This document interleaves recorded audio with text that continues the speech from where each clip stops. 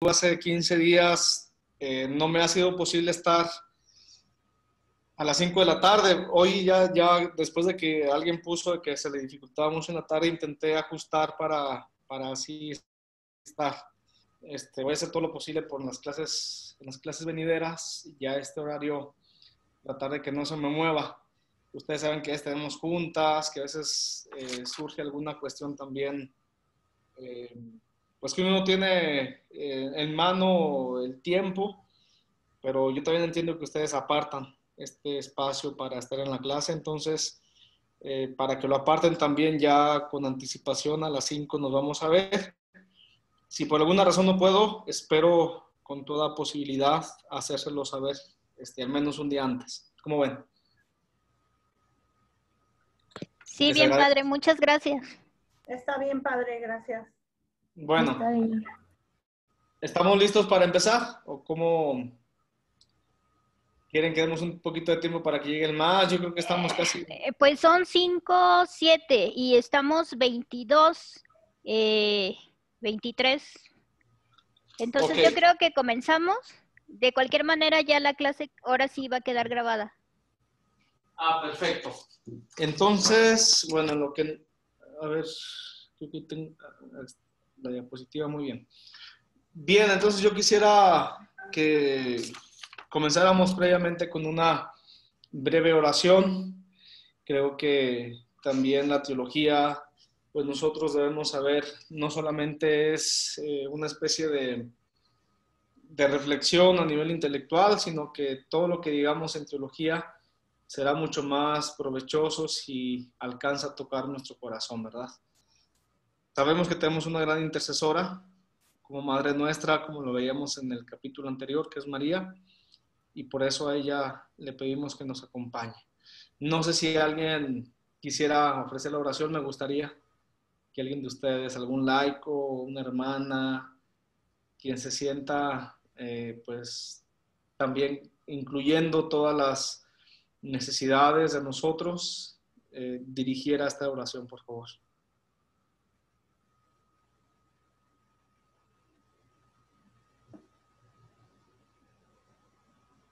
Quien guste, no se peleen. En el nombre del Padre, del Hijo, del Espíritu Santo. Amén. Amén. Te damos gracias, Padre bueno, por todos los beneficios recibidos de tu generosidad en este día. Te pedimos que bendigas a cada uno de nosotros, que aprovechemos el tiempo en las cosas que nuestro Maestro, el Padre, nos va a mostrar, nos va a iluminar. Te pedimos también, Señor, en este mes de las misiones, por todos los continentes, por todas las personas que van a ser atendidas y por los que serán aquellos misioneros que llevarán tu palabra, tu evangelio, tu voz. Todo esto, Señor, te lo pedimos a ti que vives y reinas por los siglos de los siglos. Amén. En el nombre del Padre, del Hijo, del Espíritu Santo. Amén. Pues muchas gracias, maestros. Gracias por, nuevamente repito, por su comprensión. Para mí, pues siempre es un privilegio poder llegar en de verdad, yo lo considero una prerrogativa, llegar a aquellas mentes, a aquellos corazones que pues tienen la encomienda de educar a las futuras generaciones. Creo que ahí está el futuro de muchas cosas, no solamente a nivel educativo, sobre todo a nivel evangelizador. Ustedes tienen una gran ventaja. Si nosotros logramos impactar, si logramos, en el mejor de los sentidos, hacer nuestro la voz de la juventud, pues tendremos mucho para evangelizar al mundo. Entonces hoy vamos a ver un capítulo en esta sesión que creo que también nos puede servir como referente a la hora de hablar de distintos modelos eclesiales. Muchas veces hablamos en este sentido pues de lo que es la iglesia, de lo que se nos propone como camino de seguimiento, y nos imaginamos que los discípulos inmediatos del Señor son los apóstoles, y ciertamente pues ellos tienen un lugar privilegiado. Los apóstoles representan sin duda alguna aquellos emisarios del evangelio, aquellas primeras, digamos, vidas que se ponen al servicio de Jesús para luego evangelizar en todas las partes del mundo. Y tal vez hemos pensado poco en María como discípula. Por eso hoy este tercer apartado se va a concentrar en mostrar los rasgos del discipulado. Creo que es un tema muy amplio. Esto, por ejemplo, nos daría para unas 3, 4 sesiones, analizando exegéticamente bien cada uno de los apartados. Yo intentaré ser lo más inclusivo que se pueda para, de una manera sintética, presentarles al menos los argumentos principales, y luego ustedes saben que pueden acudir a los apuntes, donde podemos con mayor vehemencia indagar, preguntar, investigar. Ahí están las referencias bibliográficas también en los apuntes, les pido que acudan a ellos. Y por ahora me voy a centrar en lo que concierne a los argumentos bíblicos. Hablaré algo de la tradición y del magisterio. Tal vez ustedes se pregunten por qué estas 3 cuestiones siempre, ¿verdad? En el estudio de nuestro, no sé si llamarle tratado, o al menos en nuestras sesiones en un diplomado como el que estamos haciendo. Pero recordemos, a ver, nosotros como católicos tenemos a la Sagrada Escritura como la fuente principal de todas nuestras afirmaciones. Alguien que intente hacer teología, pero que se salte con la mayor soltura lo que significa la Sagrada Escritura, no estaría haciendo teología tal vez de manera adecuada. Sagrada Escritura, tradición y magisterio. Todo lo que digamos de Dios nosotros y de lo que concierne a nuestra salvación debe tener una base escriturística en primer lugar. Pero luego sucede una cosa, y eso lo quiero compartir como paréntesis antes de indagar y de entrar de lleno al estudio de esta sesión. De la Biblia, queridos maestros, nosotros, espero no que a nadie le suene exagerado, pero lo voy a decir un tanto de manera radical para que quede mejor en este caso, el ejemplo que quiero poner. De la Biblia nosotros podríamos sacar lo que queramos, de verdad. Si alguien quiere justificar, por ejemplo, que es bueno para el hombre la poligamia, lo podríamos sacar. Recuerden el caso de Abraham, ¿cuántas esposas tiene? O David, o Salomón. O sea, si nos pusiéramos a ver los valores que exegéticamente, analizando un texto, podríamos extraer, pues son muchas digamos, las cosas, ¿no? Podríamos justificar incluso que la guerra es buena, que la guerra santa es permitida, que se vale invadir un lugar con tal de ganar, por decirlo de algún modo, en términos de guerra, la tierra que Dios encomienda a un pueblo. Podríamos incluso justificar la esclavitud y tantas cosas que hoy no podríamos aceptar. Yo recuerdo bien cuando, no sé si ustedes, si echamos un poco hacia atrás la mirada, cuando se da el episodio de tan lamentable de las Torres Gemelas, al siguiente día el presidente americano, George Bush Jr., sale a dar un mensaje a todo el mundo. Y en ese mensaje él promete justicia, promete vengar la memoria de aquellos que han caído en ese atentado. Y aunque él no lo dice, está haciendo alusión a la Guerra Santa.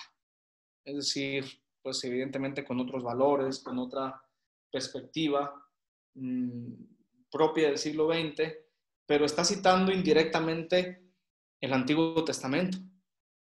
Es un mensaje donde a partir del nombre de Dios él quiere justificar la soberanía de un país. Esto no lo podemos hacer nosotros hoy en día, ¿verdad? Hay que entender la Biblia en su contexto. Y la mejor manera de ubicar lo que nos quiere decir la Sagrada Escritura siempre será la tradición y el magisterio. Por eso las sectas protestantes tienen tantas interpretaciones de la salvación, porque tal vez no tengan un filtro, un canal tan objetivo donde podamos calibrar aquello que Dios nos ha querido decir. Entonces, la Sagrada Escritura nosotros la tenemos como un pilar indudablemente insoslayable, no podemos pasar de él. Pero junto a eso, nosotros también decimos, y lo dice Dei Verbum, la Sagrada Escritura representa, sí, esa fuente de revelación, pero junto a ella está la tradición. Y no es que estén en contraposición la Sagrada Escritura y la tradición, ¿verdad?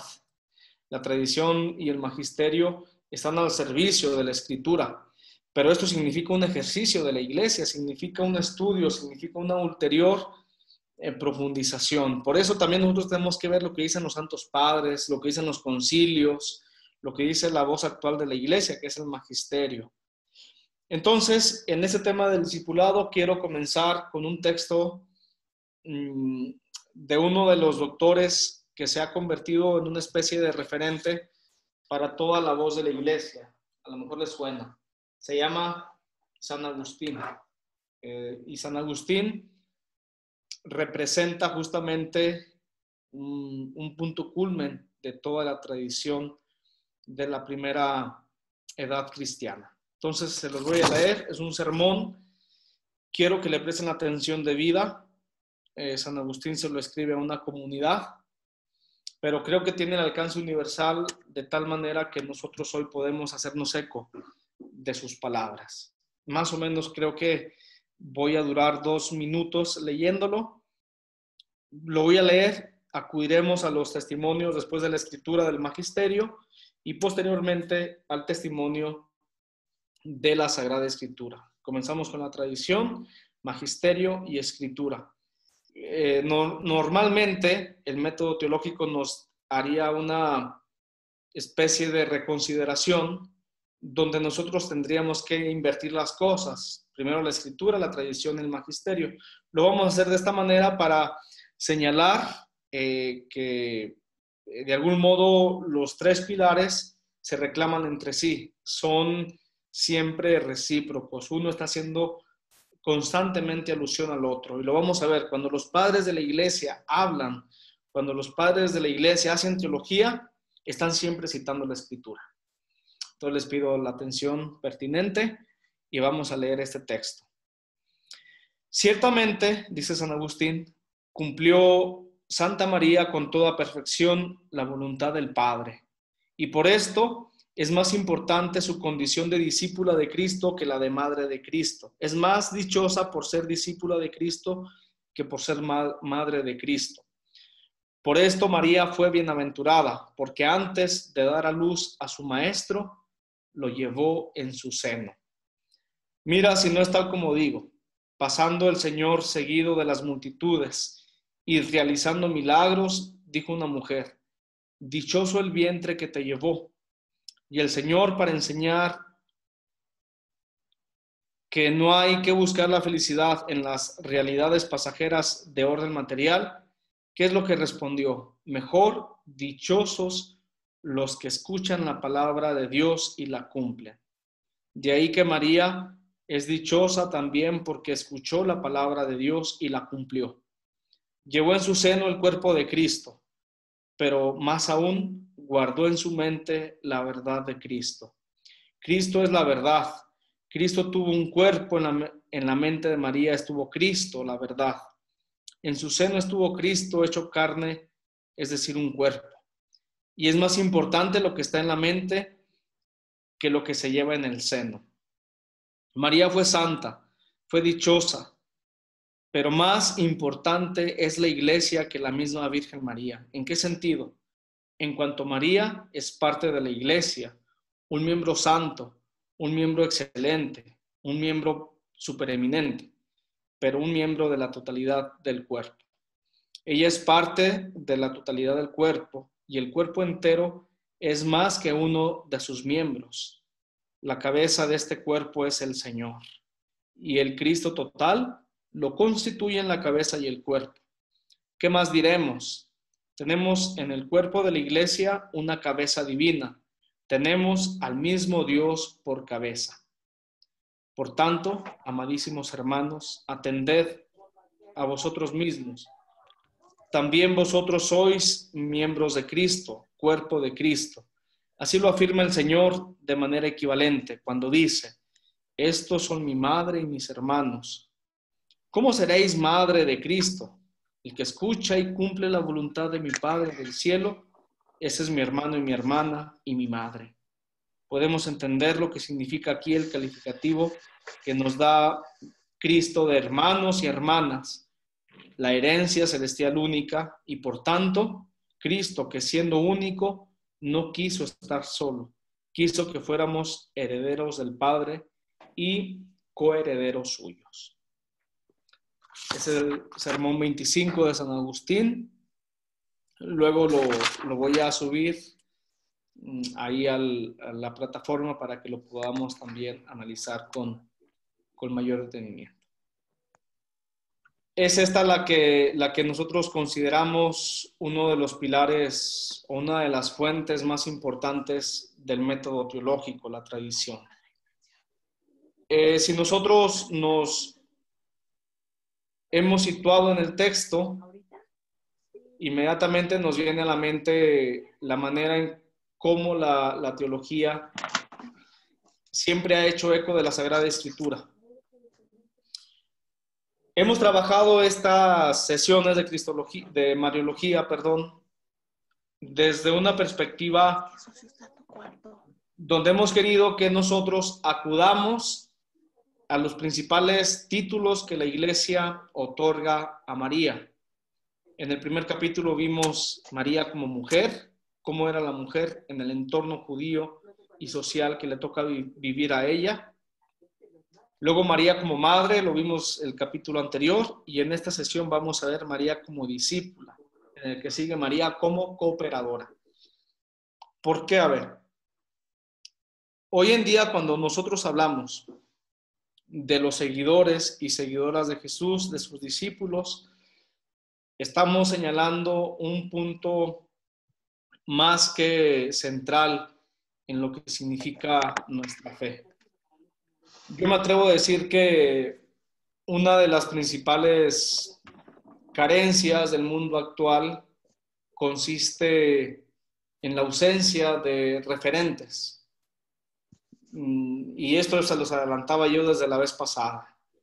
Cuando nosotros le preguntamos a un joven, a un adolescente de nuestro tiempo, qué es lo que quiere ser, a qué persona admira, generalmente ellos nos responden de una manera muy vaga, muy ambigua, ¿verdad?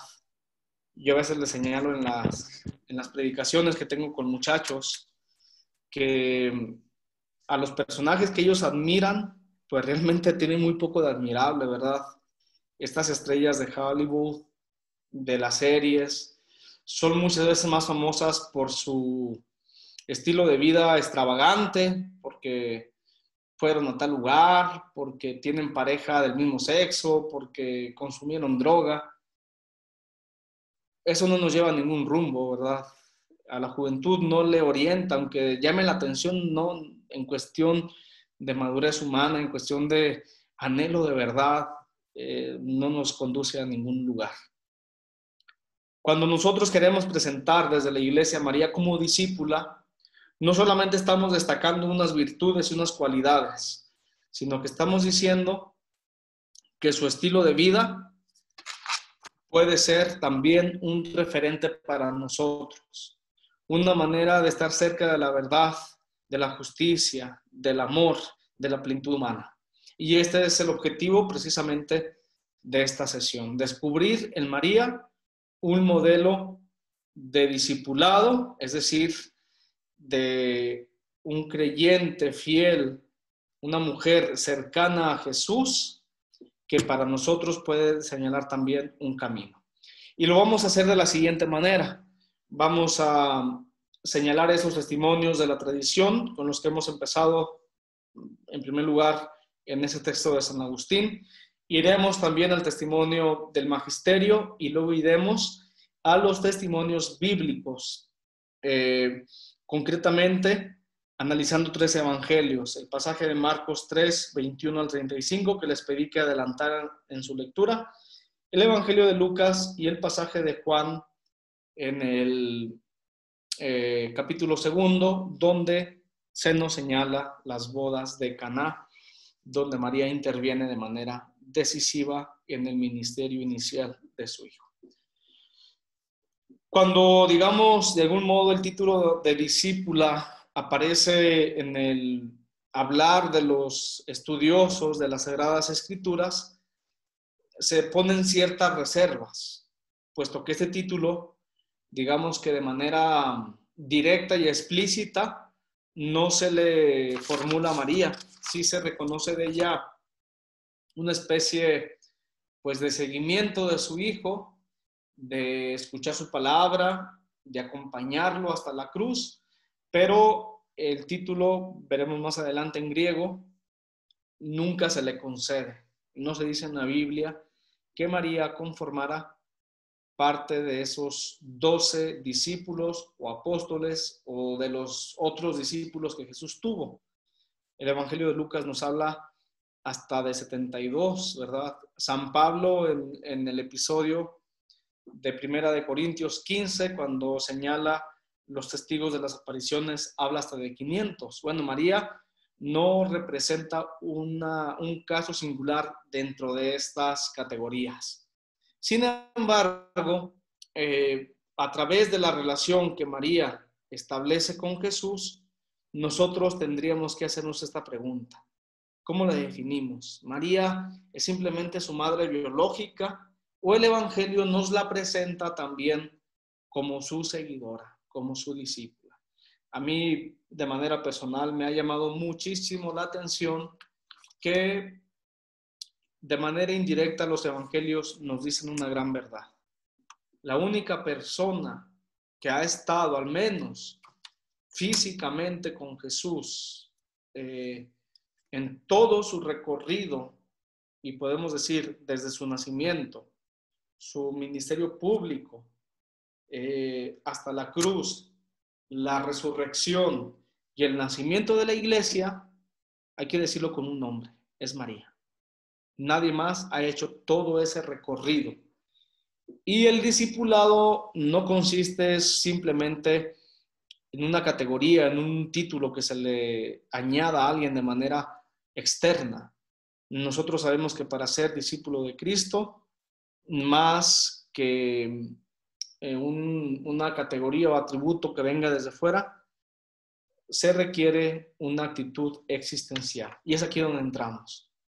Aunque en la Sagrada Escritura no se diga nunca que María es seguidora de Jesús, sí, la primera tradición de la iglesia, y podemos decir toda la manera de hablar eclesialmente de María, pues le refiere este título. María es discípula de su Hijo, discípula del Señor.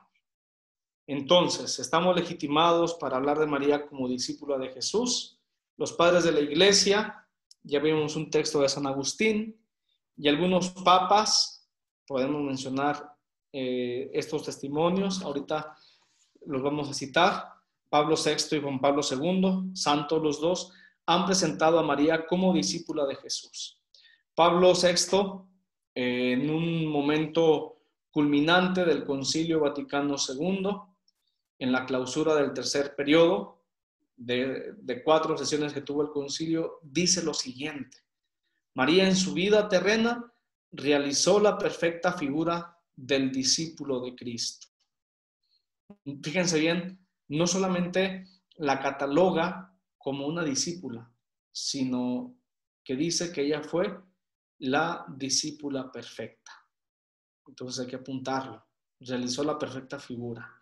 Juan Pablo II señala esta afirmación: María fue la primera de sus discípulos, la primera en el tiempo, pues al encontrarlo en el tiempo recibe del Hijo adolescentes lecciones que conservan en el corazón. La primera sobre todo porque nadie fue enseñado por Dios en un grado semejante de profundidad. Ese documento, Catequesis Tradende, número 73. Fíjense lo que dice el Papa, ¿verdad? No solamente es la primera en el tiempo.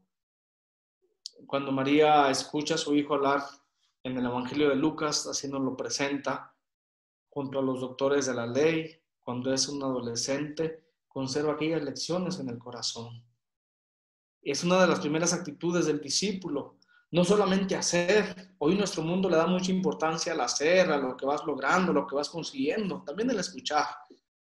Una persona que escucha hoy en día no es tan valorada, pero esta actitud nosotros sabemos es fundamental para crecer en nuestra humanidad, en nuestra fe, el escuchar.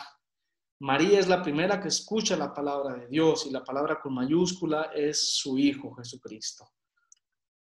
La Congregación del Culto Divino en el año de 1986 promulgó una misa votiva de la Virgen que tiene por título, fíjense bien, en la liturgia, Santa María, discípula del Señor.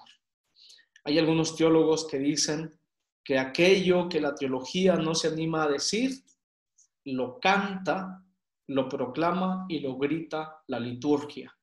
Mientras que el título de discípula teológicamente tendría sus reservas, la liturgia no lo duda. Santa María es discípula del Señor. La Congregación para la Educación Católica, en su carta La Virgen María en la formación integral y espiritual, en el año 1988, atribuye al concilio la presentación de María como discípula que acoge el dicho de Jesús sobre la superioridad del reino por encima de los vínculos de la carne y de la sangre. Entonces tenemos ya los testimonios. Tradición, el texto de San Agustín. Magisterio, testimonios tan importantes como el pontificado de Pablo VI, el Concilio Vaticano II, Juan Pablo II, esta misa votiva que promulga la Congregación del Culto Divino y otras afirmaciones de la Congregación para la Educación Católica. Es decir, a nivel de tradición y magisterio no hay duda sobre este título. Pero ¿qué es lo que pasa cuando vamos a la Escritura? Cuando vamos al Nuevo Testamento, pues nosotros tenemos que decir una cosa. El Nuevo Testamento representa una especie de prisma donde a través de un cristal una luz única pasa por al menos 4 grandes canales. Es un solo evangelio, es cierto, que es Jesucristo, pero nos es dado ese evangelio por 4 voces. Es como la luz única que se descompone en colores, ¿verdad? Y lo sabemos, Marcos, Mateo, Lucas y Juan. Pues ahora tenemos que conjugar los datos de los 4, porque si nos quedamos solamente con uno, con una cita bíblica como los protestantes, ya patinamos. Vamos a conjugar los datos. Y tenemos que empezar diciendo que hay diversidad de opiniones. Marcos, por ser un evangelio donde quizá da mucho más importancia a lo que significa la redención recibida por Jesús más que a esa comunidad, Marcos centrará todo en la figura del Mesías. Los otros evangelistas, veremos poco a poco, irán integrando también la figura de los personajes que van apareciendo en el evangelio, inclusive desde la infancia, como Lucas o Mateo, ¿verdad? Tendríamos que decir que María no entraría de inicio en las categorías que nos ha señalado el Nuevo Testamento sobre los discípulos. Hay 2 discipulados o 2 maneras de seguir a Jesús. Los discípulos que lo van siguiendo, donde podemos distinguir a los 12, van con Él, caminan con Él, son aleccionados por Jesús. Se llama el discipulado itinerante. Y tal vez hoy nosotros lo veamos con ojos desde fuera, en una especie de romanticismo, ¿verdad? Qué bonito, iban caminando por los montes, entraban a los pueblos, a las aldeas, escuchaban a Jesús. Sí, pero era ellos tuvieron que renunciar a sus familias, tuvieron que dejar sus ocupaciones, tuvieron que sacrificar y tuvieron que luego de manera radical anunciar a Cristo siendo perseguidos. Están esos discípulos itinerantes. Y luego los discípulos residentes. Jesús también tiene amigos. Lo podemos ver con Nicodemo, con Zaqueo, con María y con Marta, con Lázaro, donde el Evangelio nos dice que llegaba a sus casas y ahí enseñaba. Interesante, ¿verdad? Jesús no solamente se limitó a la misión en las calles, que ya es muchísimo. No sé si ustedes hayan tenido la experiencia de salir a colonias necesitadas, a centros de rehabilitación, a centros hospitalarios, asilos, o simplemente en la calle anunciar a Dios. Es dificilísimo, ¿verdad? Recibimos crítica, recibimos una especie de antagonismo inicial por anunciar la palabra. Bueno, Jesús también fue a las casas. Tuvo la habilidad sagaz en este anuncio del reino de anunciar el evangelio en la comodidad, por decirlo entre comillas, de un hogar. Tan difícil cuando nosotros entramos a una casa, ¿verdad?, a hablar de ciertos temas. A veces nos tenemos que reservar. No, Jesús entraba y hablaba de su mayor pasión, que es presentar ese rostro de Dios a todos. Entonces aquí tendríamos que decir que María, al menos de manera explícita, no figura ni en los discípulos itinerantes, pero tampoco en esos discípulos que van de algún modo a recibir a Jesús en sus casas. Voy a adelantar un poquito. ¿Cómo pues nosotros tendríamos que adentrarnos a una pregunta y a una respuesta sobre el discipulado de María? Si vamos a los evangelios, también tendríamos que señalar que encontramos distintas notas. Por ejemplo, este pasaje que les pedí que si tuviéramos la oportunidad adelantáramos, el de Marcos 3, 21 al 35, más que presentarnos a María como discípula, parece ser que incluso la presenta como contraria a su mensaje. Y yo quise citar a propósito este texto porque me parece el texto más antimariológico de todo el Nuevo Testamento. Es decir, si nosotros sabemos dar una respuesta a este texto, pues ya no vamos a temer cuando desde fuera nos indaguen y nos pregunten sobre vamos a llamarlo de esta manera, la figura de María en el culto católico, ¿verdad? Nosotros vamos a intentar siempre dar respuesta a por qué María es necesaria. Claro, no, la salvación no viene de Dios, pero María aparece como madre. ¿Por qué está ahí? ¿Por qué la iglesia la conserva? La vez pasada, señalando el evangelio de Juan, decíamos cómo el evangelista se la otorga al discípulo amado como madre, y él desde entonces se la llevó a su casa. Bueno, el evangelio, si ya lo leímos, de Marcos 3, del 20 hasta el 35, con estos lapsos intermedios que aparecen, nos presenta a María casi contraria a Jesús. No quiero decir inmediatamente a su persona, pero sí a lo que él está anunciando. Vamos a examinar este pasaje de manera, vamos a decirlo un tanto, pues no tan detalladamente, pero sí yendo a las conclusiones primeras. Y luego vamos a confrontar esta opinión de Marcos con lo que nos señala también Lucas y el Evangelio de Juan. Vean bien, en el pasaje tercero del capítulo de Marcos encontramos esta afirmación. Y se volvió Jesús a casa y se juntó tanta gente que no lo dejaban ni comer.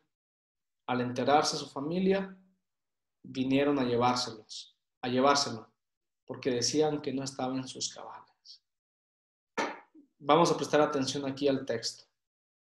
Entre paréntesis les pongo los equivalentes en griego para entender la manera en la que el Evangelio nos habla. En primer lugar, se nos señala que Jesús vuelve seguramente de algún lugar acompañado de algunos de sus primeros seguidores. En el versículo 15 se nos ha dicho que Jesús convoca a sus discípulos, los llama a formar parte de su ministerio, los constituye y luego regresa a casa. Dice que la gente se aglutinaba en torno a él. Jesús no puede ni comer. Pero lo que sigue es más llamativo. Jesús tiene una familia. Podemos imaginar a Jesús en su pueblo natal. Y Jesús predicando, imagínenlo. Está la gente sentada alrededor suyo. Imaginemos que viene la familia y lo que dice a continuación, este verbo kratesai y exeste son verbos, vamos a llamarle así, físicamente, al menos kratesai fuerte. Vinieron a llevárselo. Es decir, este verbo implica una lucha entre alguien que se resiste y alguien que lo estira. Imaginemos esa escena. En Marcos nos lo cuenta muy humanamente, así es Marcos. Y lo que sigue es todavía más duro. Aquí está de alguna manera traducido según esta lectura, que no estaba en sus cabales, de una manera un tanto suave. Nosotros podríamos traducirlo más fuerte. Ex es de fuera, stai en griego significa estar, es decir, estaba fuera de sí. ¿Qué significa esto? Alguien que está fuera de sí, pues la acusación es que estaba loco. La familia de Jesús, nos dice el Evangelio de Marcos, considera que está loco. Y hay que decirlo, este texto nos presenta a María en ese grupo de los familiares. Luego aparece una acusación de los escribas, que si tuviera más oportunidad entraríamos al texto, pero al menos de manera general, este se considera una parte añadida, este periodo de versículos del 22 al 29. Algunos autores dicen que históricamente es difícil imaginar a los escribas y maestros de la ley de Jerusalén en Nazaret, a partir de lo que nosotros considerábamos en el primer capítulo. Nazaret no es para nada un pueblo interesante en el judaísmo, un pueblo, podemos decir, que recapitule algunos acontecimientos importantes. Antes de Jesús no existe. Por lo tanto, algunos consideran que el evangelista quiere poner en parangón, es decir, en similitud, las actitudes de la familia de Jesús con la de los escribas. Es decir, mientras unos consideran que está loco, fuera de sí, lo que nos dicen estos versículos 22 al 29 es que llegan unos escribas, discuten con Jesús y que le dicen que con qué autoridad o poder hace eso, que es en realidad descendiente de Belcebú, es decir, del demonio, un dios pagano más que nada. Es decir, le están diciendo que su predicación no vale de nada. No sé cómo sea en los lugares distintos de los que nosotros provenimos, pero al menos en el mío, en mi pueblo, no hay mucha diferencia entre un loco y un endemoniado. Hacen casi las mismas cosas. Y podemos decir, el juicio social sobre ellos es casi similar, ¿verdad? Bueno, Marcos quiere poner esto muy de realce. La familia de Jesús, sus hermanos, hermanas y madre. Ahorita voy a explicar un poquito sobre el término hermanos. Y por otro lado, los fariseos piensan casi lo mismo. Lo que Jesús dice no está acorde a lo que se espera de él, a lo que se espera de un enviado de Dios. Luego nos dice este evangelio, este pasaje, en esta parte conclusiva, Llegaron su madre y sus hermanos y desde fuera lo mandaron llamar. La gente que tenía sentada alrededor le dijo: mira, tu madre y tus hermanos están afuera y te buscan. Les contestó: ¿quiénes son mi madre y mis hermanos? Y pasando la mirada por la multitud, dijo: estos son mi madre y mis hermanos. Quien cumple la voluntad de Dios, ese es mi hermano, mi hermana y mi madre. Esta parte la voy a pasar un poco rápido, creo que lo podemos estudiar, la estructura, lo que significa es el sentido de este evangelio. Pero inicialmente distinguimos que es una pieza compuesta, es decir, al principio formarían un mismo episodio, los versículos 20 al 21 del capítulo 3, con el 31 y el 35. Los autores exegéticos o exegetas señalan, los investigadores, perdón, que esta pieza del versículo 22 al 30 fue añadida posteriormente. Bueno, pues son cuestiones técnicas que no hoy, o digamos en este espacio nosotros no podemos ir a indagarlas tanto, pero al menos sí distinguimos esta correlación entre el 20 y el 21 y el 31 y el 35 encontramos una conexión. Esta parte intermedia parece ser un añadido con mucho sentido teológico, en equiparar las actitudes de los fariseos con las actitudes de los familiares. Total. En esta pieza nosotros encontramos una acusación directa contra el ministerio de Jesús. Algunos autores señalan, estoy viendo que las diapositivas aquí bueno, les mandaré las completas porque las tengo, pero en ese documento no me aparecen. Que habría 4 maneras de interpretarlo, ¿verdad? Las voy a señalar rápidamente. Algunos autores protestantes señalan que la primera sería concebir a María como incrédula y hostil al comportamiento de su hijo. Están en los apuntes de cualquier forma, ahí en la plataforma. ¿Qué quiere decir? Que pues María de entrada no habría pertenecido a ese grupo directo de discípulos, incluso que el comportamiento de Jesús pues le traería ciertas inconveniencias a su familia, ¿verdad? Un profeta que critica abiertamente las instituciones judías, como la ley, como el templo, podría traer también consecuencias negativas de manera familiar. María se opondría de esta manera junto con su familia. En segundo lugar, algunos autores señalan que es la actitud de María inquieta y preocupada por la suerte del hijo. Yo aquí, cuando explico esta parte, les menciono un ejemplo que yo quiero que sea muy ilustrativo. Imaginemos a una madre, en el caso de María, que tiene días sin ver a su hijo, que le dicen de pronto: oye, ya vino Jesús, oye, pero no llegó a tu casa, ¿verdad? María indudablemente va y se preocupa por su hijo y le quiere llevar pues a comer, le quiere llevar a descansar a su casa. Es válido. Yo les mencionaba este ejemplo cuando desafortunadamente ya no tengo a mi mamá. Cuando la tenía y llegaba a mi casa, mi mamá me decía, ¿sabes? Decía: hijo, mete tu carro porque si ve la gente que estás aquí en el pueblo van a venir a pedirte una bendición, una misa para tal día, que vayas a una graduación. Yo al inicio no le prestaba atención, pero después me di cuenta que tenía mucha razón. No se podía descansar en casa si mi carro estaba afuera, porque la gente tiene esa necesidad de Dios. Luego me dijo mi madre: ¿sabes qué? No metas tu carro para que la gente venga. Bueno, yo imagino así a María con esa actitud de que su hijo llega extasiado hablando de Dios y la gente se reúne en torno suyo. Es evidente que la madre se preocupe por él.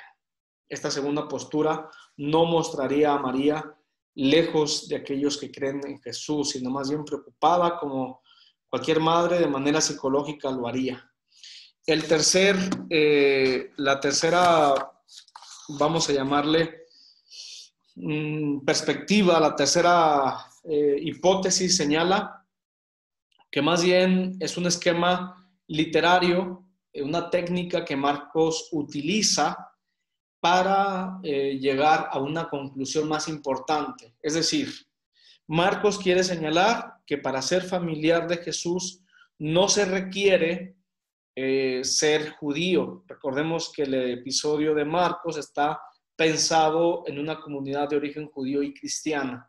En los primeros siglos, o al menos en el primer siglo, hubo una cierta disputa. Los judíos le preguntaban, por decirlo de este modo, sobre la carta de ciudadanía a los paganos, ¿verdad? ¿Tú cómo vas a creer en el Dios nuestro si eres extranjero, si adorabas otros dioses, si tenías otras costumbres? Entonces Marcos, para dar solución, que va unida con la cuarta perspectiva, por lo menos lo voy a detallar cada una, dicen estos autores, se llama el relato con declaración. Marcos presenta un relato, es decir, una parte dramática, una parte narrativa, y a partir de una historia que puede ser real o ficticia, como en el caso con todo el drama que implica este evangelio, es decir, la familia de Jesús entrando por él, llevándoselo a la fuerza y Jesús que se resiste, lo que quiere dar a entender, o lo más importante sería la parte discursiva, la parte con la que concluye el evangelio. ¿Quiénes son mi madre y mis hermanos? El que cumple la voluntad de Dios, ese es mi hermano, mi hermana y mi madre. Ahí está. Una historia contada, un relato. En inglés se dice, recordemos, el inglés tiene estas dos categorías de palabra para distinguir entre la historia narrada a través de hechos sucesivos, que es history, y las pequeñas historias con sentido, que sería story. Entonces Marcos nos estaría hablando de una historietita para llegar a una conclusión. Nosotros podríamos pensar, pues esto es muy pasado, ¿no? Es un esquema que utilizamos a menudo. Por ejemplo, ojalá que si me escuchan los americanos no se ofendan, ¿verdad? El presidente Trump así ganó las elecciones. Contó un discurso donde los no refugiados, los extranjeros, los inmigrantes, conformaban una clase social que estaba de algún modo yendo en contra de los beneficios y privilegios de los ciudadanos americanos. Por lo tanto, se necesitaba una política más dura contra ellos. Yo soy el que lo puede hacer, diría él, ¿verdad? Voten por mí. Es decir, cuenta toda una historia, la acomoda a sus intereses y luego una parte ya no narrativa, sino discursiva, en la que él dice, ellos son violadores, ellos son narcotraficantes, son malas personas, y ahora viene el discurso. El día tal de noviembre, emitan su voto por mí. Se sigue dando y nos lo seguimos creyendo. Si en la actualidad de nuestro país, en otro punto de la geografía que conocemos, hay algún político que utilice esta retórica, sepan que es de lo más antigua. Está también narrada por los expertos literarios del Nuevo Testamento, de una manera más sagaz. Y se entendería la cuarta hipótesis como una retroproyección de las tensiones presentes en la iglesia primitiva. Va aunada a la primera interpretación.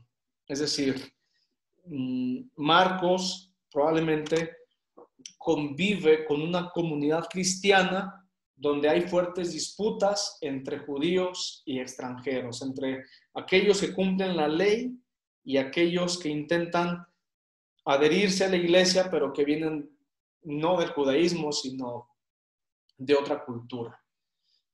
Tal vez hoy no nos alcancen las comparaciones, los ejemplos para imaginarlo, pero creo que si nos metemos a lo que nos dice el Evangelio lo vamos a comprender. A ver, nosotros imaginemos que de pronto somos o estamos cumpliendo todo lo que Dios nos pide, como los judíos, con todas las normas de pureza, de purificación, la circuncisión, el privarse de alimentos, la ley sabática, y a esa comunidad se van a añadir, a esa comunidad en Cristo, extranjeros que no cumplen nada. Hay una especie de recelo normal, Entonces Marcos representa esto y dice, aquellos que eran familiares de Jesús, de algún modo están representando a los judíos, que se sentían particularmente herederos de la salvación. Aquellos que venían de fuera serían una especie de añadido. Y Marcos soluciona retrotrayendo probablemente a un episodio histórico lo que está pasando en la primera comunidad. Y les dice, recuerden que cuando estaba nuestro Señor predicando alguna ocasión, llegó su madre y sus hermanos, y Jesús nos dijo que para ser cercano a Él no importaba el origen, no importaba la nación, no importaba la cultura, importaba cumplir la voluntad de Dios. Y ya no es la familia sanguínea, de linaje, lo que nos hace cercanos a Jesús. Ahora es esta familia escatológica, es decir, que no conoce límites de tiempo, de cultura, de espacio, sino la salvación ofrecida por Dios. Aquí lo que tenemos que decir nosotros, rescatando como aclaraciones, alguna posible crítica al papel de María, es que María nunca aparece, ciertamente no se le considera como discípula, pero no aparece como contraria a Jesús. Ya vimos estas interpretaciones. Es decir, no se dice que fue María sola, no aparece María singular o individualmente. Aparece con su familia. Esto es ya llamativo. Nunca se dice que María está en contra del mensaje de Jesús, aunque Marcos no la ponga tan cerca. Y en segundo lugar, en cuanto refiere al término hermano, por aquello que nos pudiera causar conflicto con la virginidad, tendríamos que decir que el término hermano, adelphos en griego, que a su vez estaría traduciendo el término judío para hermano, tenía un campo semántico mucho más amplio que en el español. Nosotros cuando hoy hablamos de hermano, cuando yo hablo de mis hermanos, estoy hablando de mis hermanos carnales. En el mundo judio-cristiano, cuando se decía hermano, se estaba haciendo alusión no solamente a una relación carnal. Los hermanos eran los que vivían, recordemos cómo eran las casas en la antigüedad, en una misma aldea, los que eran hijos o provenientes de un mismo clan. Inclusive a los amigos se les decía hermanos. Nunca se dice en el texto que sean hijos de María. Eso hay que apuntarlo, ¿eh? Esta crítica va a aparecer constantemente en las sectas que nos critican el culto a María. Hay que decirles, nunca se dice en el texto que son hijos de ella, se habla de hermano. Y nosotros entendemos que el término hermano inclusive tiene un sentido espiritual en el Nuevo Testamento. Pues bien, con todo ello no podríamos nosotros concluir que Marcos presenta contraria a María respecto a Jesús. Sí la presenta en un grupo aparentemente que no comprende la misión de su hijo. Pero nosotros tenemos que decir un dato. En el Evangelio de Marcos, nadie, por decirlo de esta manera radical, ha comprendido a Jesús hasta el momento de la cruz. Recordemos desde la vez pasada, Marcos es el Evangelio del secreto mesiánico. Para descubrir quién es Jesús hay que pasar por el Gólgota, por el Calvario, por la cruz. Por eso el mejor modelo, inclusive llamativamente, por decirlo de esta manera, que reconoce el mesianismo de Jesús, es aquel oficial, aquel soldado romano. Cuando Jesús está en la cruz, dice verdaderamente el crucificado, ese que está ahí sufriendo, ese que va a morir, ese que ha entregado su vida por nosotros, es el Hijo de Dios, es el Mesías. Eso es lo que quiere el Evangelio de Marcos. Contrastando el Evangelio de Marcos con lo que nos presentan los otros evangelistas, nosotros tendríamos que decir que en el Evangelio de Lucas, María, uniendo Lucas y Juan, María aparece no solamente como discípula, aunque no se le otorgue la palabra, sino como la mejor de las discípulas o discípulos. Ya adelantamos algunas afirmaciones del magisterio sobre cómo María encarna este discípulo o esta figura discipular de su hijo. Bueno, ahora añadiendo, tendríamos que decir, el Evangelio de Lucas señala, si bien no es verdad, el título de María como discípula, sí le otorga unas actitudes, o destaca de María unas actitudes que nosotros deberíamos tener en cuenta. Y la actitud fundamental, vamos a ver, este resumen de actitudes tiene que ver con la relación de María con la palabra con mayúscula que nos presenta el Evangelio, de la que nos habla el Evangelio de Juan, sobre todo, ¿verdad? Que existía en la eternidad y que se hizo carne. Y estas actitudes son fundamentales. María oye la palabra. Fíjense lo que implica oír, ¿verdad? Y añade esta actitud humana que María es capaz de prestar atención a lo que se dice. Es capaz de distinguir un mensaje. Es la Virgen oyente, dice Pablo VI. Algún autor antiguo habló de la conceptio per aurem. Decía San Agustín también, ¿verdad? Antes de llevarlo en su seno, María lo lleva en su mente o en su corazón. Pero no solamente esto, María también escucha. ¿Qué sentimos nosotros cuando estamos platicando con alguien y ese alguien, esa persona, en lugar de vernos, de prestar atención, se pone en una actitud con el celular, ¿verdad? Así, y no nos ve? Nos sentimos poco importantes. Y esto se da muchísimo, nosotros mismos lo hacemos, ¿verdad? María escucha también la palabra, no solamente oye y distingue de quién viene la voz, sino es capaz de descifrar el mensaje. Es capaz de distinguir el protagonista. Y en la anunciación que veíamos en la clase anterior, María la acepta esa palabra, tiende hacia ella. Más que eso, María cree en la palabra. Es decir, María se entrega. Nos dice el Evangelio, María guarda la palabra. Son actitudes a lo mejor muy pasivas, pero que nos hablan de un estilo de vida. Considera y medita esa palabra. Nos dice el Evangelio que aunque no lo entendía, guardaba aquellas cosas en su corazón. María, aparte de considerar y meditar, la comparte y celebra.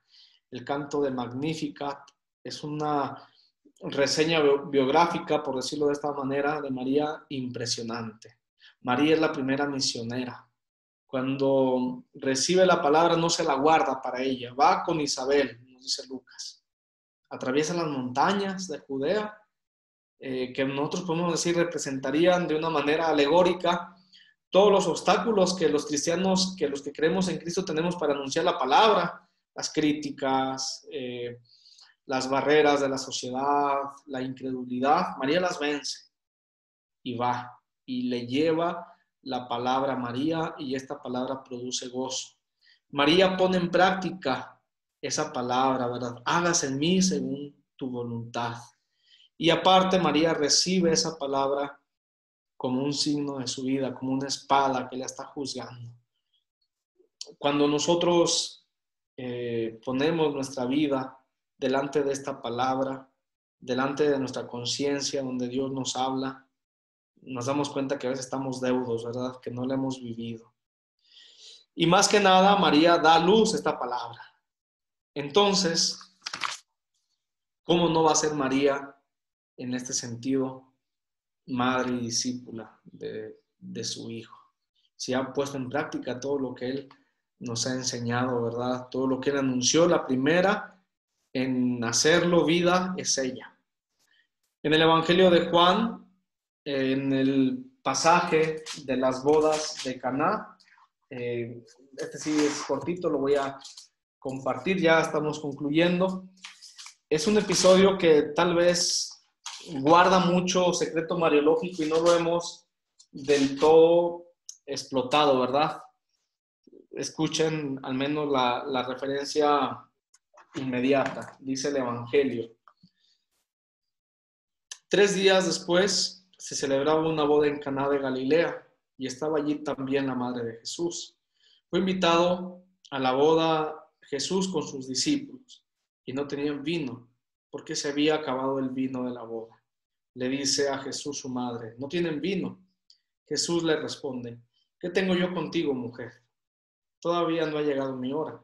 Dice su madre a los sirvientes, hagan lo que él les diga. Había allí 6 tinajas de piedra, puestas para las purificaciones de los judíos, de 2 o 3 medidas cada una. Les dice Jesús, llenen las tinajas de agua, y las llenaron hasta arriba. Sáquenlo ahora, les dice, y llévenlo al maestro. Ellos lo llevaron. Cuando el maestro de la sala probó el agua convertida en vino, como ignoraba de dónde era, llama el maestro de sala al novio y le dice, todos sirven primero el vino bueno y cuando ya están bebidos el inferior, pero tú has guardado el vino bueno hasta ahora. Tal comienzo de los signos hizo Jesús en Caná de Galilea y manifestó su gloria y creyeron en él sus discípulos. Palabra de Dios. Te alabamos, Señor. Aquí me interesa que veamos algunos aspectos que nos señala el evangelista Juan. ¿Por qué? A ver, Juan presenta pocas veces a María y de hecho, casi me atrevo a decir, van a ser las únicas palabras de María en su evangelio. Pero vean el poder conocedor de la actuación salvífica de su hijo que tiene María como su mejor discípula, ¿verdad? María, nos dice el evangelio de Juan, conoce el poder salvífico de su hijo antes que todos los hombres, antes que sus discípulos, antes que los invitados y antes de que comience su actividad pública. No se puede ser discípulo del Señor, dice San Agustín, no se puede amar aquello que no se conoce. María ama a su hijo porque lo conoce desde su vientre. Ojo, María, aparte aquí y nos desborda la capacidad, su sabiduría de madre, ¿verdad?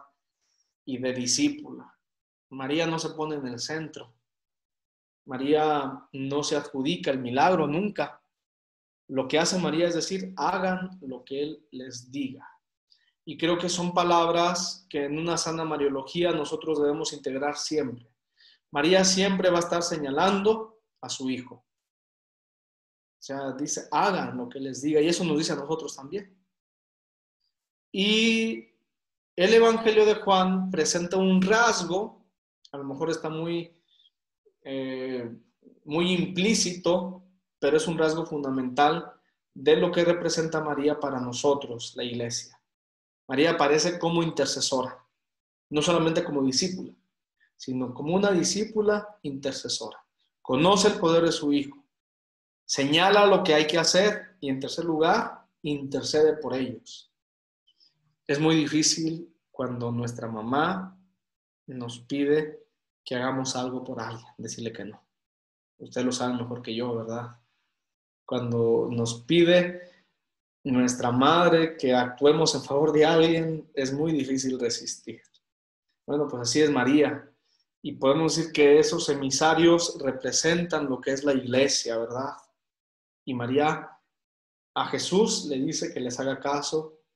Y en este caso, con el favor de madre, María sabe que su hijo no le va a decir no.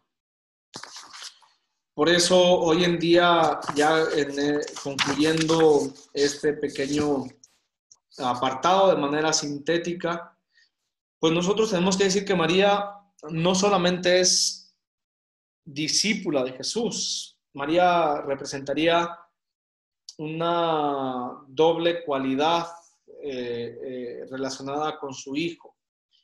Es discípula, pero también es su maestra. María le enseñó seguramente a Jesús, nuestro Señor, no solamente lo que era el cuidado de concebir, envolver pañales, lo que sabemos propio de una madre. Tal vez le enseñó las primeras oraciones, le enseñó a hablar, le enseñó a relacionarse con los demás, a ser servicial, todo lo que implica la primera educación de un niño, ¿verdad? Hemos dicho que Jesús tuvo una humanidad íntegra. Jesús no vivió una humanidad aparente, vivió una humanidad como la de nosotros, tuvo que recibir aprendizajes necesarios de su madre. Siendo nuestro Salvador, Jesús aprende también de la humanidad. Y digamos que la humanidad más cercana que tiene es la de María. María es discípula, madre y maestra de Jesús.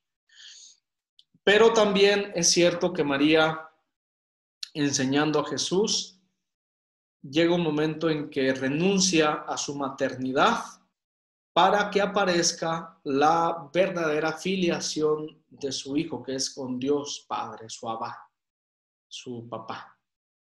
Esto yo lo pongo con un ejemplo muy característico, queridos maestros. Ustedes a lo mejor lo pueden palpar de mejor manera en sus clases, en sus relaciones con los muchachos. Pero aquí, por ejemplo, a mí me corresponde estar en el seminario también como formador. Y yo me he dado cuenta cuando un muchacho, un adolescente, por ejemplo, su mamá viene o sus papás o su familia vienen y lo visitan demasiado y están con él y todo, no lo dejan crecer. Hay un punto en el que la maternidad o las relaciones que tenemos en casa deben guardarse en ese lugar. Y luego el niño tiene que crecer por su cuenta y si le echan bullying tiene que defenderse y plantarse y interrogar, ¿verdad? Pero no siempre nos va a estar cuidando nuestra madre de todas partes, eso es dañino. María sabe esa parte y deja que Jesús, por decirlo así, rompa con ese lazo del hogar y que comience su ministerio público, pero ahí aparece la verdadera filiación de Jesús, que no es humana, es la filiación divina. Por eso María sabe encarnar una maternidad que no dura simplemente en la infancia. María es madre de tiempo completo y es madre discípula y en este caso enseñadora o maestra de Jesús. Luego, seguramente los discípulos, o en este caso los evangelistas, conservan su papel de discípula. Curiosamente, el Evangelio de Lucas la presenta siempre con los discípulos en el cenáculo, no en otro lugar. Si no hubiera sido María discípula, bueno, María se hubiera ido a Nazaret, ¿no? Hubiera dejado a los apóstoles que predicaran, que anunciaran, pero el Evangelio nos dice que está ahí en Pentecostés, perdón, Hechos de los Apóstoles, que está con esa comunidad y que vive la resurrección. Pues bueno, de esta manera concluimos y yo creo que en este capítulo podemos ver nosotros cómo lo que caracteriza el discipulado de María es la comunión con Jesús, desde la doble vertiente de madre y discípula. María vive la configuración con su hijo, pasando por los despojos que la misión y el destino de su hijo requieren y viviendo los procesos que la hacen entrar cada vez más en la familia del reino. Creo que el Evangelio de Lucas lo dice de manera excelente, ¿verdad? No entiende María de entrada las cosas muchas veces, no tiene la visión beatífica propia de su hijo, de estar viendo el rostro del Padre, comprender todo, pero lo va asimilando, lo va asumiendo humanamente como una espada en su corazón. Y eso es la fe, ¿verdad? Y hoy yo concluyo diciendo, en este mundo tan carente de figuras, de ideales, de estereotipos, conviene que rescatemos el papel de María, no solamente en un nivel religioso, tal vez, que ya nos dice mucho, en un papel de mujer, de madre, de discípula. Creo que ella nos representa bien a todos nosotros, que en medio de dudas, en medio de incertidumbres, creemos en Dios y muchas veces no sabemos qué decir, cómo reaccionar. María nos enseña cómo guardar esas cosas en el corazón y cómo seguir a Jesús constantemente. Pues bien, yo aquí concluyo por el día de hoy. Me hubiera gustado extenderme más, pero ya llevo un buen rato hablando. Entonces, pues si hay preguntas también vamos a compartir, si hay comentarios para ir cerrando esta sesión. Adelante.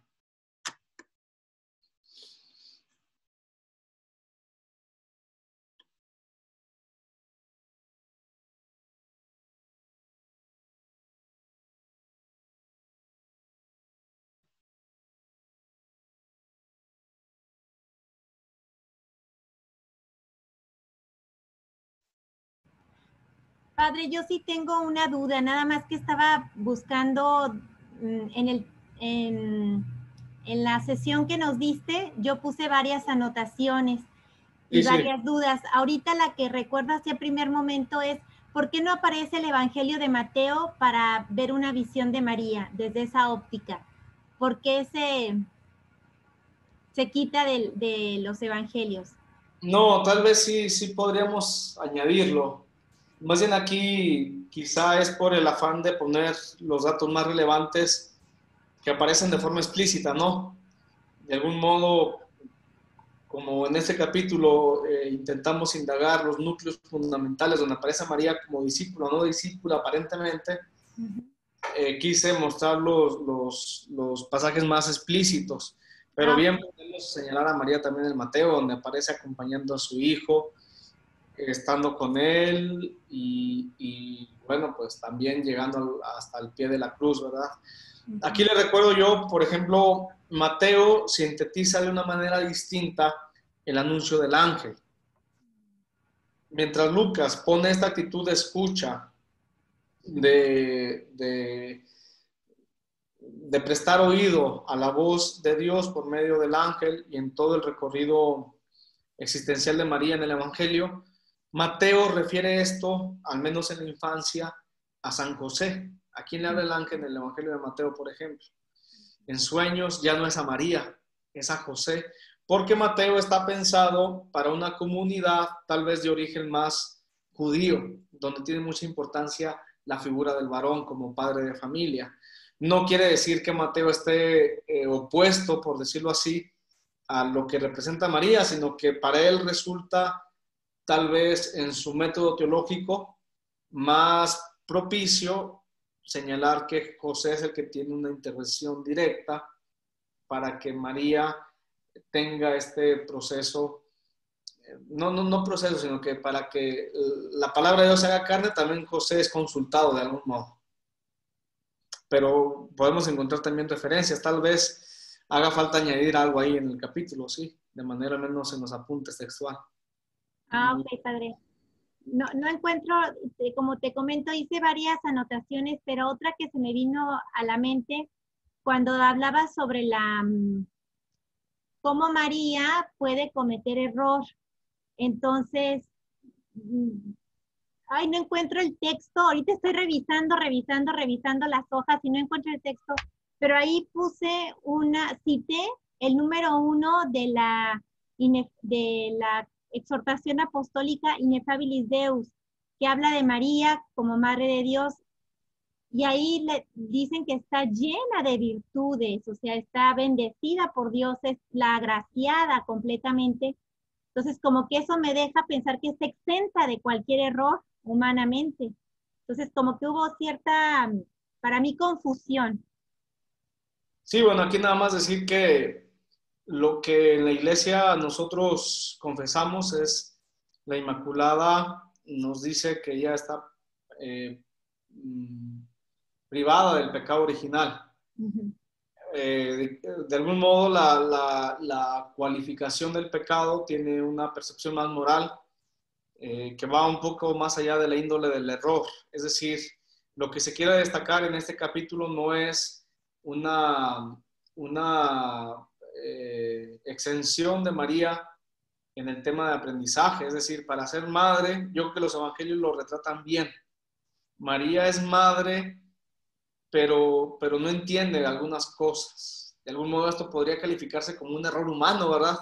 No entender, no captar la dimensión del ministerio de su hijo, lo narra el Evangelio de Lucas en aquel episodio de Simeón y también en aquel episodio de Jesús en el templo, ¿verdad? Quiere decir que la humanidad de María, a final de cuentas, pues es una humanidad también íntegra. Es decir, María tiene que ir en un proceso de aprendizaje, en un proceso de crecimiento en el conocimiento del ministerio salvífico de su hijo. Es decir, no quiere decir que por ser la madre de Dios, yo le diera una varita mágica y le digo, aquí está resuelta tu vida. María, nos dice el Evangelio, va a ir en un camino, sí, con esa gracia especial, pero también en un crecimiento de la persona de su hijo. Entonces, más que verlo como algo, vamos a llamarlo así, cuantitativo, el mensaje es más de índole espiritual, de índole cualitativa. María va creciendo, pero no quiere decir que tenga que emprender un proceso de aprendizaje en el conocimiento de su hijo. Yo creo que los textos que citamos nos señalan muy bien el punto donde María va comprendiendo, ¿verdad? María se va adhiriendo. No quiere decir que al principio tenga resistencias, pero la misión de su hijo va adquiriendo mayor luz hasta la Pascua. Y creo que eso es lo que intentamos reflejar. Ahora bien, pues los evangelios nos narran este carácter humano, pero junto a ello nos dicen que María está. María está en el nacimiento, lo vuelvo a repetir. María está en todo el proceso, en el inicio de su ministerio mesiánico, hasta la cruz, el nacimiento la resurrección y el nacimiento de la iglesia. Ok, padre. Y también me surgió a la mente, padre, ¿quiénes más influyeron en la formación del corazón y de la mente de Jesús? Así como hablabas de María, de José en su debido momento también como su padre, putativo, pero ¿quiénes más? O sea, aunque narra el Evangelio que Jesús iba a los 12 años a la sinagoga y desenrollaba los rollos y demás, pero ¿quién más influyó en ese proceso de formación? Bueno, aquí realmente las fuentes biográficas de las cuales nosotros disponemos de manera confiable, pues son escasas. Más allá de los evangelios, no encontramos otros documentos que nosotros podamos poner a la par de esa información histórica. Ciñéndonos a los evangelios, no encontramos unas referencias que nosotros digamos hablen con tanto interés de la infancia de Jesús. Salvo Lucas y Mateo, no hay mucho de donde podamos disponer. Evidentemente, en estos textos de la infancia de Jesús se nos señala hasta cierto punto una vida oculta de nuestro Señor, donde los protagonistas son sus padres, es su familia. Por ejemplo, yo he escuchado algunos programas, algunos documentales donde se dice que Jesús tuvo una educación con ahora se me va el nombre, con estos judíos que vivían en comunidad, los esenios, en comunidades apartadas, que estuvo con ellos, que recibió incluso ayuda de filósofos. Bueno, son postulaciones, son hipótesis. En sentido estricto, los evangelios nos muestran un progreso muy humilde de nuestro Señor, con su familia, en su pueblo, y seguramente de ellos recibió la instrucción religiosa, vamos a llamarle inclusive de alguna ocupación en la vida de San José probablemente, y fuera de eso no tenemos más datos. Todo lo que escuchemos pues tendría que venir avalado por alguna fuente histórica seria y no las hay. O sea, esta manera de hablar a veces de que Jesús estuvo en una escuela, en otro, no tiene al menos sustento evangélico. Avalando la pregunta que usted hace, yo creo que si nos apegamos al texto evangélico, pues tendremos que decir que Jesús recibe esta instrucción de su familia, es decir, de la Sagrada Familia, de José, de María. Podemos señalar lo que decía el Evangelio de Marcos, de sus familiares, ¿verdad? Que a veces rebasaba el círculo de la familia inmediata, donde están a lo mejor sus primos, sus tíos, pero sería entrar en terreno de hipótesis. Estrictamente en el plano evangélico, se nos narra que los instructores principales de Jesús son José y María. Muy bien. Gracias, padre. Muy bien. Adelante.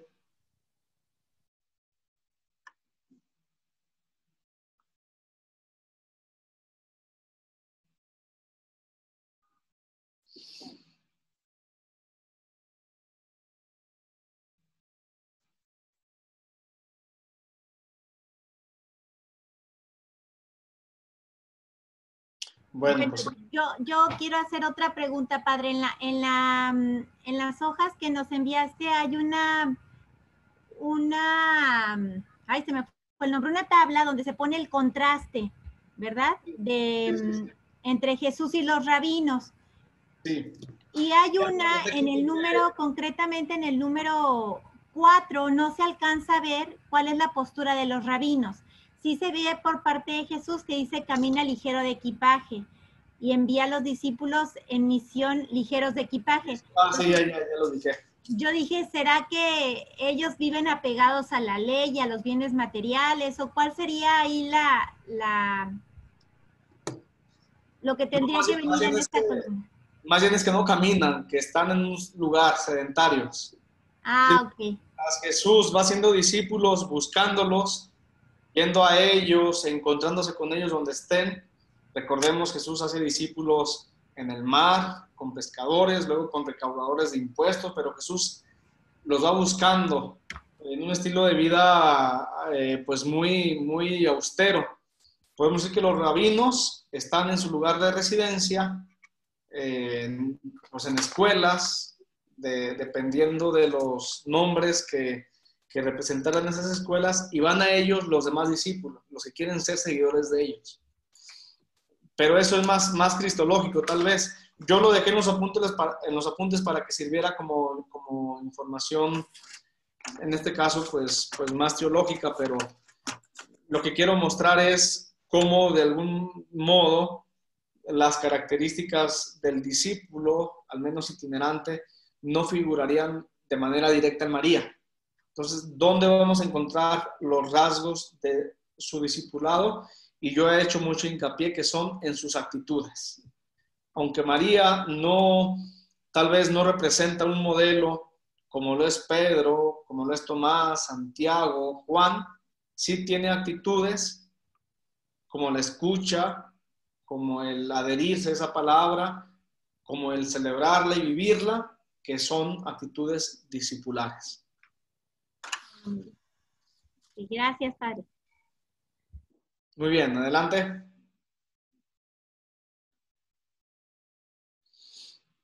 Bueno, si no hay algún comentario añadido, sí, veo aquí que alguien estaba hablando, ¿verdad? Les voy a pedir que avancemos al capítulo 4 y si tienen la oportunidad que descarguen de internet para que no compren, bueno, si la pueden comprar mejor, ¿verdad? En alguna librería católica, pero está también disponible en internet la Constitución Dogmática Lumen Gentium del Concilio Vaticano II. Es el documento conciliar más importante sobre María. En el capítulo 8, sobre todo descarguen ese capítulo si quieren, pero si tienen toda la posibilidad de descargarlo todo y leerlo mejor, al menos de aquí a la semana que viene, lean el capítulo 8 y con base a ello vamos a estar trabajando. Hemos visto ya Sagrada Escritura, algo de la tradición, vamos a entrar de lleno en el magisterio. A ver qué nos dice el magisterio sobre María. Repito, es el capítulo más importante de Mariología de todo el Concilio Vaticano II. Léanlo. Ahí conviene que lo hagamos con mucha mesura. El concilio va a decirnos la forma en que María se integra o cómo los católicos debemos integrar a María en el culto nuestro. Cómo le debemos rendir culto a María, si es válido este culto y si tiene que haber alguna purificación de las palabras. Hay una cuestión que ya se las adelanto. El concilio se pregunta, ¿María es co-redentora nuestra, sí o no? Es un título que va a estar presente en la primera, al menos no de manera fuerte, pero algún teólogo de la primera tradición cristiana lo va a señalar. Va a estar presente muy particularmente a partir de la Edad Media hasta la Edad Moderna. Y el concilio se va a preguntar, ¿es lícito llamar a María Salvadora o corredentora o no? Yo no les respondo, ustedes vayan. Más allá de la respuesta que dé el concilio quiere no desprestigiar a María, sino situarla en el lugar más conveniente para nosotros, desde los datos bíblicos, escriturísticos y de la tradición. Entonces, les pido que lo lean detenidamente y si tienen preguntas, con toda confianza las vayan subiendo.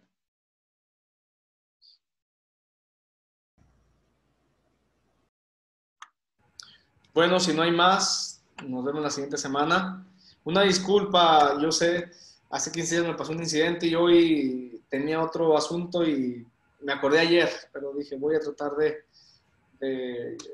le dije a la hermana de respetar ya el horario de las 5 de la tarde para que ustedes también lo aparten. Nos quedan 2 sesiones todavía, entonces si no sucede algo más, espero nos veamos esa hora los lunes. Gracias. Un saludo. Gracias, Padre. Gracias, Padre. Buenas tardes. Gusto verlos y lo mejor. Gracias, Padre. Buenas tardes. ¿Alguien que quiera hacer una oración final? Gracias. Ay, De agradecimiento a la Virgen, a Dios por medio de la Virgen.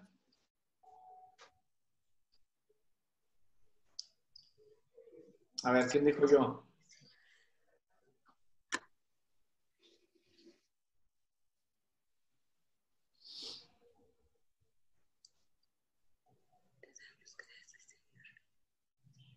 En voz alta, ¿quién quiere hacerla? A ver, siéntanse en confianza. Aquí todos venimos a aprender y todos venimos a ayudarnos.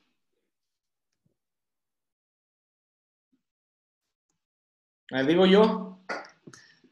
Yo, Padre, está bien. Adelante. Bueno, pues te damos gracias, Papá Dios, por pensar en una mujer que dijo sí, humildemente, imagino también en medio de tanto temor, pero que tuvo el valor de aceptar su misión, llevarla a cabo.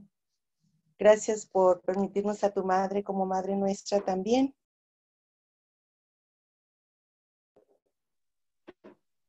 Gracias también por todo lo que nosotros obtenemos de ella. Gracias. No sé si me están escuchando, es que tengo un problema con el micrófono. Sí, escuchamos. Perdón, pues nos encomendamos a ti, Madre Santísima, en estos tiempos de pandemia, de tanto sufrimiento, de tanto dolor, no muy diferentes a los tiempos que te tocaron a ti, Madre mía. Otros, para que tú puedas ponerlas en las manos de nuestro Señor Jesucristo. Dios te salve María, llena eres de gracia, el Señor es contigo. Bendita eres entre todas las mujeres, entre Jesús. Santa María, Santa Madre María, de Dios, Madre de ruega Dios, por nosotros, ruega por nosotros pecadores, ahora y en la ahora hora y en la de nuestra muerte. Amén. Amén. Pues bueno, Santa María de Guadalupe, salva y conserva nuestra fe.